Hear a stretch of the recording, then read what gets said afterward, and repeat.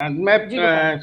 सृष्टि जी को बताना चाह रहा था कि राहुल गांधी से ज्यादा टैलेंटेड आज के डेट में अभी हिंदुस्तान में कोई नेता नहीं है, ये मैं मानता हूँ। यदि उनको कुर्सी मिलेगी तो वो व्यक्तित्व भी दिखेगा। पावर से व्यक्तित्व निखरता है आदमी का। आपको कलेक्टर बना दूं, आप कलेक्टर दिखोगे, क्योंकि कुर्सी का महत्व होता है। लोग ये बोलते हैं जरूर, पर बात ये है कि परसेप्शन जो मोदी जी ने उनका बनवा दिया है या मीडिया ने जो तय किया है, उससे आप कैसे निकलेंगे? दरअसल पूरा एक नया कांग्रेस का गठन आपको करना पड़ेगा। जो लोग कोई काम के हैं या काम के नहीं हैं, जो हरा भी देते हैं, किसी बयान से हरा देते हैं या बैठ के हरा देते हैं। मैं बोलता हूं कपिल सिब्बल को बोलिए कि उत्तर प्रदेश में जाए, 10,000 आदमी इकट्ठा करके बता दे, मैं मान जाऊंगा। भाई आपका पब्लिक में मास लीडर नहीं हो आप। आपकी जरूरत अभी मास लीडर की है कांग्रेस को। जो कन्हैया कुमार है, बहुत अच्छा काम किए थे, लेकिन उसका उपयोग नहीं हुआ अभी। मैं आपसे यही बोल रहा था कि अभी भी यदि पूरा कांग्रेस परिवर्तित करना है तो ये सबको हटाना पड़ेगा। और कितनी सरलता और सहजता से केजरीवाल के जितने वक्ता हैं वो बोलते हैं, जबकि केजरीवाल और मोदी जी एक हैं। ये 10 बार बता चुका हूं मैं। दोनों एक बिल्कुल। ही उससे भी बड़ा खिलाड़ी है केजरीवाल। हाँ ये कहीं हाँ, सही कह रहे हैं, बिल्कुल सही कह है रहे ना? हैं। मैं ये ये मीडिया को कुचल के चलता है। अब वो मीडिया को सीढ़ी बना के चले थे। आप लोग मीडिया का यूज करना आपके यहाँ ना किसी प्रवक्ता को आता है। बुरा मत मानिएगा। और अंग्रेजी आम पब्लिक नहीं समझेगा। आप देखिए बीजेपी में जो प्रवक्ता है, आपको लगता होगा एकदम किस तरीके से बात करते हैं वो, लेकिन वो आम जनता के दिमाग में घुस जाते हैं। जो वोटर है ना, वो पढ़ा लिखा नहीं है।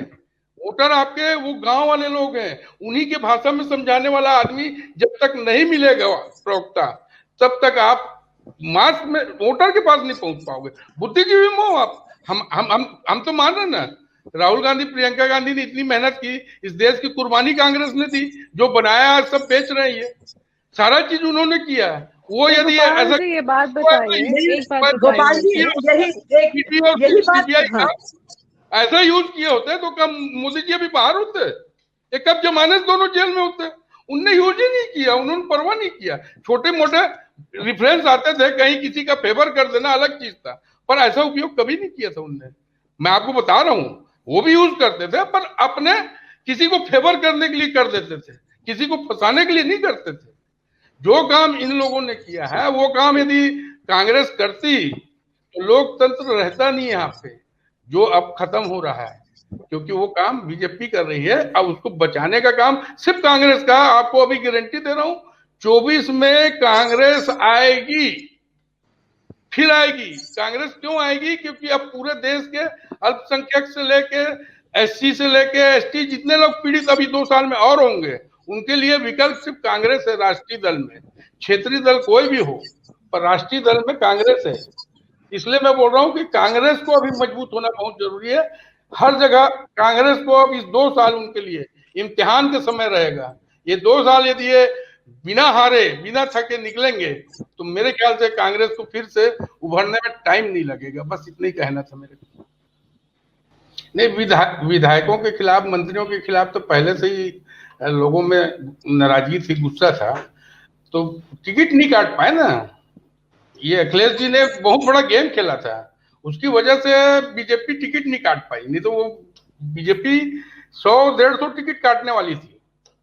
अखिलेश जी ने बाद में जो बोल दिया कि आपको जितना काटना काटो, हम नहीं लेंगे, तो फिर काटना इन लोगों ने बंद कर दिया टिकट। वो जो नाराजगी पहले से जो लोग विधायकों के और मंत्रियों के प्रति है, वहां तो उनका हारना तय है। वहां पे उनको अच्छे वोट मिलेंगे समाजवादी को। और जी। अभी और मेरे ख्याल से बहुत सारे सीटों पे कम कैराना में वोटों का समाजवादी पार्टी की जीत। किराना में समाजवादी जीत तो भाई आप ये देखिए ना कि वहां पे इतना ज्यादा लोगों के बीच में लड़ाने की कोशिश की गई थी और ये चला नहीं।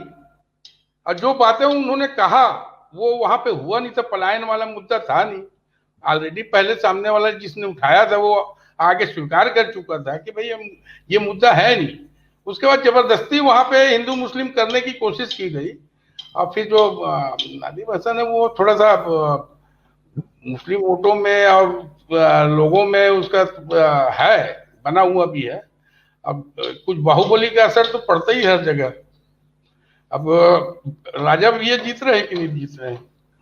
बिल्कुल सही है। योगी जी के लिए तो दिल्ली का रास्ता साफ हो गया है, पर अभी 2 साल बाकी हैं। मोदी जी के लिए आगे का रास्ता साफ है, यूपी से ये नहीं बोल सकते हैं। हो सकता है बहुत बड़ा फेरबदल हो। जो आदमी जब सोचता है सब खत्म हो गया तो फिर से जिंदा हो जाते हैं लोग। आपको बंगाल की बात चल रही थी, बंगाल में क्यों नहीं हुआ वो बता देता हूँ। बंगाल, मैं तो बंगाल में रहता हूँ, वहाँ मैक्सिमम जो पार्टी को चलाने वाली है वो पुलिस है। वहाँ पार्टी के कार्यकर्ता पुलिस है, जो कैप्टन होता है वही जिला अध्यक्ष है, वो पूरी पार्टी चलाते हैं। वहाँ बड़ा सिस्टमेटिक है, करप्शन को जीरो मान के चलिए आप। आज भी 10 रुपए पुलिस वाला ले लेता है। आप वहाँ पे बिना नियम कानून के कोई काम नहीं कर पाएंगे, सिस्टम से काम है वहाँ। वहाँ बड़ा से बड़ा जो अधिकारी होगा उसके पास मुश्किल से 40-50 करोड़ रुपए होगा तो होगा करप्शन में। अब बाकी आप एक छोटे से राज्य छत्तीसगढ़ में आ जाओ, एक एक आईएएस के पास 5-5 हजार करोड़ है। इतना अधिकारियों ने यहाँ पे कमाया है। वहां पे बंगाल में ये नहीं है। वहां तो 25 पैसे के लिए आंदोलन हो जाता है तुरंत। आप ट्रंप का 25 पैसा रेट बढ़ा दो, तुरंत आंदोलन हो जाएगा। तो वहां एक सिस्टम बना हुआ है, तो वो जनता के हित पे नियम से चल के ही काम करते हैं। इसलिए ममता दीदी नहीं जा पाई वहां पे। कोई दूसरा बीजेपी जाता तो ये लोगों को लगा कि बीजेपी आके हमारा पूरा कल्चर खत्म कर देगा। जब लोगों को ये पता चला इनके दूसरे स्टेट में कितना करप्शन है, एक ही चीज चला था पुलिस वाले का, कि वहां पे मास्क के 2000 रुपए लेते हैं दिल्ली में, वहां मास्क का पैसा लिया नहीं जाता। यदि मास्क का पैसा ले लेते हैं चलान करके तो आंदोलन हो जाए वहां पे।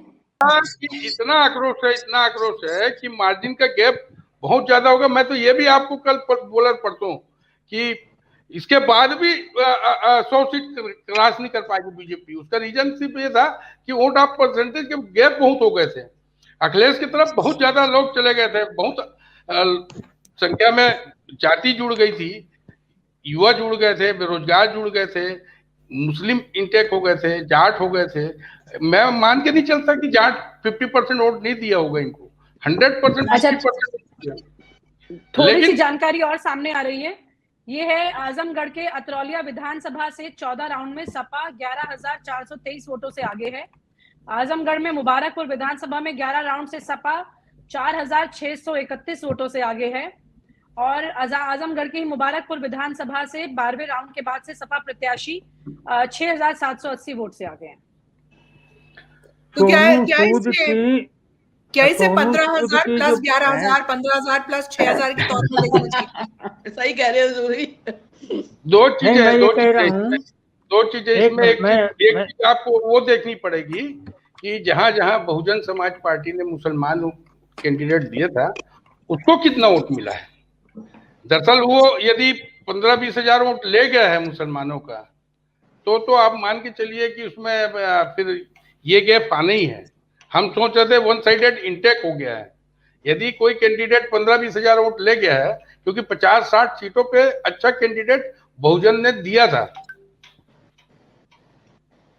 और आप हमसे जुड़े रहने के लिए सब्सक्राइब करें YouTube पर, फॉलो करें Twitter पर और लाइक करें Facebook पर। और ज्यादा जानकारी के लिए आपको टाइप करना होगा सिर्फ न्यूज़ नशा।